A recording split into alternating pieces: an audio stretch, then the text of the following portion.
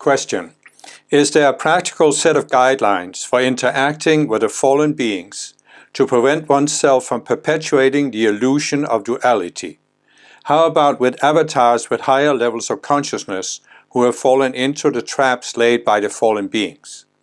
Abstinence would appear to me to be the most effective method on paper, but its practical application poses a variety of challenges with implementation. If there weren't a chasm of difference between understanding concepts in theory and living them experientially, I have a feeling a fair share of those currently in embodiment might have thought twice about taking on this challenge.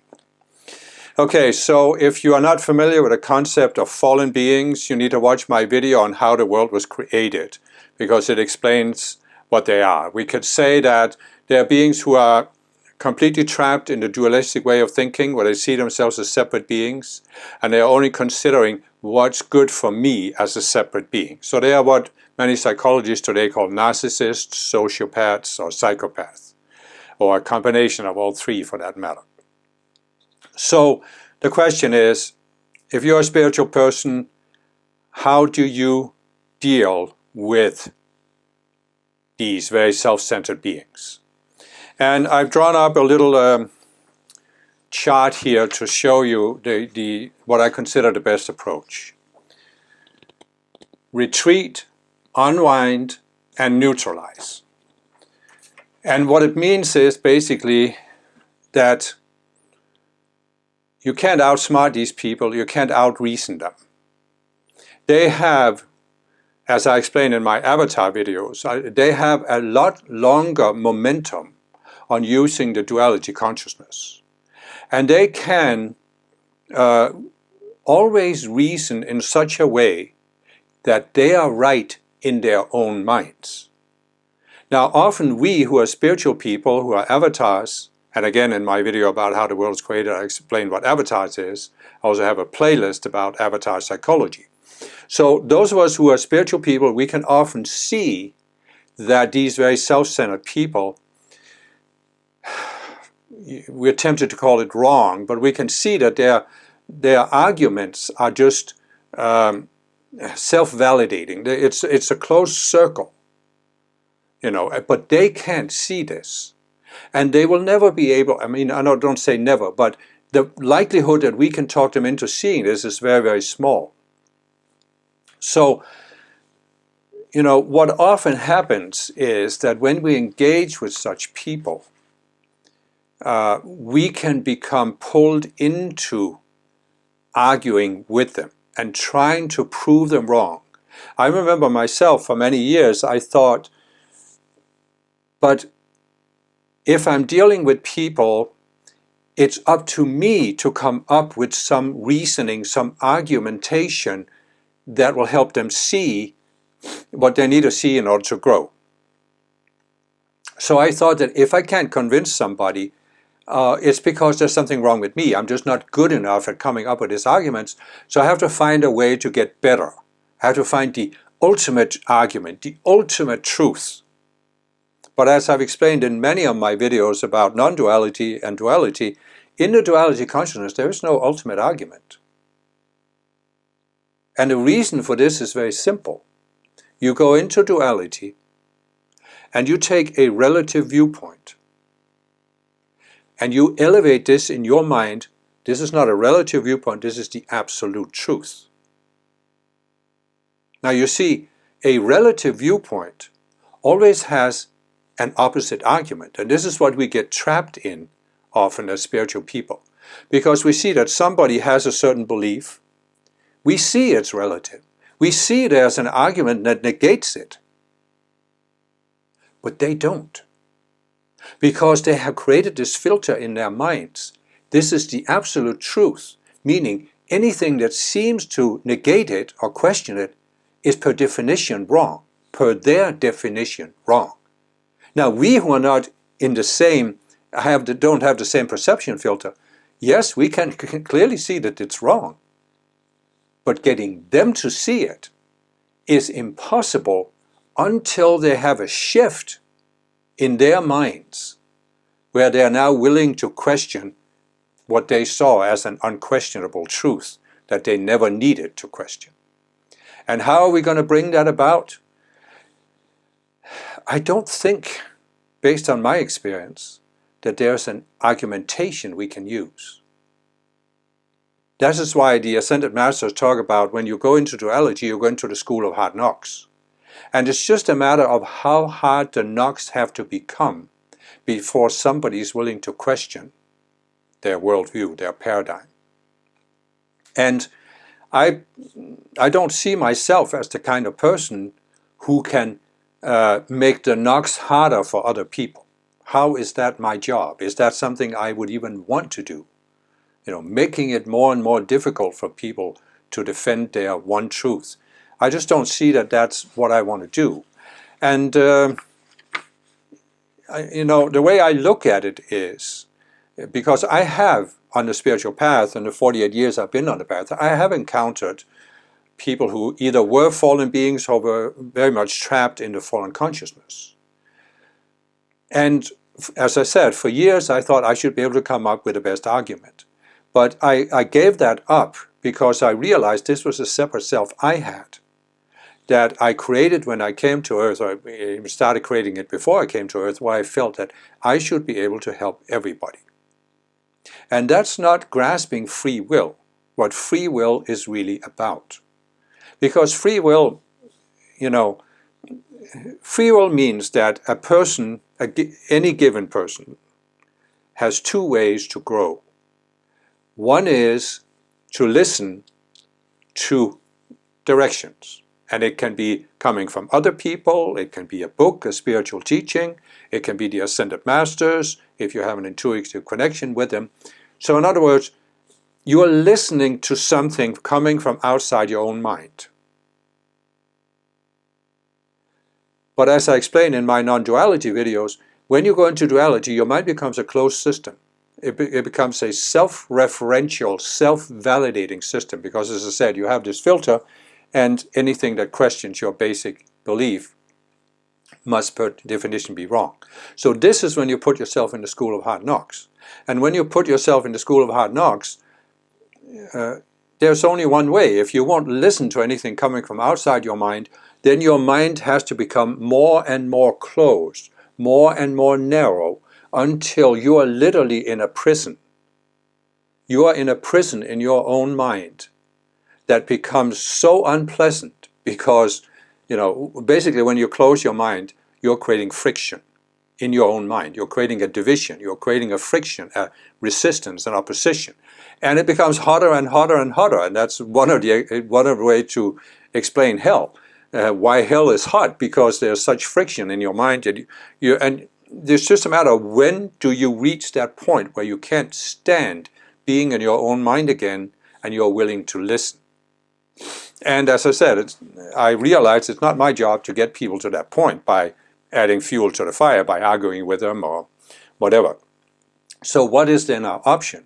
Why is it that as spiritual people, because I met many spiritual people who have the same experience, why is it as spiritual people we often attract to us people in this state of consciousness? And there can be two reasons for it. As I said, for me, clearly I had to learn the lesson. I can't come up with an ultimate argument, and I don't have to. I am not responsible for coming up with an ultimate argument. Why? Because I'm not responsible for other people's growth. These people don't want to grow. That means I can't help them, I realized, because I'm not willing to violate other people's free will. I'm not willing to force other people. I'm not willing to manipulate other people. I have transcended that desire. So that means I have no chance of forcing them into a closer and closer box until they can't stand it. That's not my role. I don't want to play that role. And that means I have only one option left, and that is not to feel responsible for them and to let them do whatever they want to do. Now, this doesn't mean that you don't have any options, because as you see with Jesus, Jesus is an example of an avatar who had reached a high level of Christ consciousness. And therefore he became a threat to the fallen beings who wanted to control people at the time Jesus appeared in embodiment. The temple priests, the Sanhedrin, the scribes and Pharisees, the religious authorities of Israel wanted to continue to control the people. Jesus was a threat to that because he said the kingdom of God is within you. You don't need the outer priesthood and the outer religion. And so they killed him. But what does that do? Well, it actually brings about the judgment of Christ upon these fallen beings, so that in some cases they will be taken out of embodiment. Now, there are also fallen beings, as I've explained, in the emotional realm, the mental realm, the identity realm, and they can also receive the judgment of Christ by attacking somebody. So I'm not there by saying that all of us who are spiritual people, all of us who are avatars, that we need to be attacked and crucified and killed by the fallen beings. But what I'm saying is that when we encounter fallen beings, we can bring about the judgment of Christ upon them. And the judgment of Christ isn't necessarily that they are taken out of embodiment. This is more extreme cases. But the judgment of Christ can also be that a being in the fallen consciousness suddenly hits the wall where they see something they didn't see before. They see that they're limiting themselves, they're hurting themselves. So the judgment of Christ has different levels of this. So what I've come to realize is that in some cases, this was my role in a certain relationship to bring about the judgment of Christ on a certain person. And whatever that means, and I'm not attached to what it means, I don't have an opinion about what it means, because I also realize that in order to bring about the judgment of Christ, I have to be neutral. I have to be in a neutral state of mind, so that I don't have an intention. Because having an intention of changing another person means I'm engaging with them energetically. Not only at the physical level, but even at the emotional, mental identity level, because I'm engaging with these people. And I want them to change. I want them to see something at the identity level, understand something at the mental level, make a shift at the emotional level. And that means I'm engaging. And when I'm engaging, I cannot bring about the judgment of Christ because I'm not neutral. So this is what we have to do. And so so you see, there are two reasons why we often attract fallen beings to us as spiritual people. One is we need to overcome something in our own psychology, some of our separate selves, even the attitude we had before we came to Earth, which I explain in my avatar videos. And so this is one. The other is we can bring about the judgment of Christ upon the fallen beings. And it gives them another opportunity to see something they haven't seen before. Not all fallen beings are equally self-centered. You will meet fallen beings who they're not willing to kill you, they're not trying to destroy you spiritually. They are just stuck in a certain state of consciousness, and they want to stay in that state of consciousness where they feel they have their lives under some form of control. And by encountering you, they can sometimes see, oh, this person isn't reacting the same way. And in some cases, what you are meant to do with a certain fallen being is just show them unconditional love. Show them support. And it may work so that they're actually changed by it, or it may give them the judgment of Christ, and it may work in such a way that even if they get the judgment of Christ, they don't see it. Because some fallen beings are so stuck in the fallen consciousness that they won't see it until, they go further down the rabbit hole. Now, there's an interesting statement here in the question, and it is that if there weren't a chasm of difference between understanding concepts in theory and living them experientially, I have a feeling a fair share of those currently in embodiment might have thought twice about taking on this challenge. And that's very true. But you see, what happens to us is, as I try to explain in the avatar videos, we come here from a natural planet where we are not used to being attacked personally for wanting to help other people. So we come here with the best of intentions, with a certain sense of innocence. And then we are exposed to this trauma, what I call the cosmic burst trauma. Suddenly we are personally attacked even though we only want to help people. We are attacked. And this puts us in a defensive mode, when now suddenly we are looking at life on Earth in a different way than we did before we came here. And that's why you can have, as you said, a fair share of those currently in embodiment might not have wanted to take on the challenge. Yes, of course. When you are in embodiment, you will say, why did I do this? How could I be stupid enough to come to this planet? But you see, we took on the challenge because we wanted to get something positive out of it. And that was our own growth, our own freedom, and also, you know, the immense insight and wisdom we get from taking embodiment on a dense planet like Earth. Because we get insights into duality consciousness that are invaluable for our I am presences. And it actually helps us after we ascend, it helps us have a higher level of understanding of how an unascended sphere works. And so we did it for a positive reason. And the whole point of my avatar videos is really to help you get back to where you reconnect to the positive reason that brought you here. And therefore you can feel positive about being here in the time you have left on this planet. I mean, I understand perfectly well that it's a very difficult planet to be on. I had decades where I myself was in this deficit approach. I felt like, I don't want to be on a planet like this. Why is the planet like this? Why hasn't things changed? Why hasn't God changed things? And all this stuff.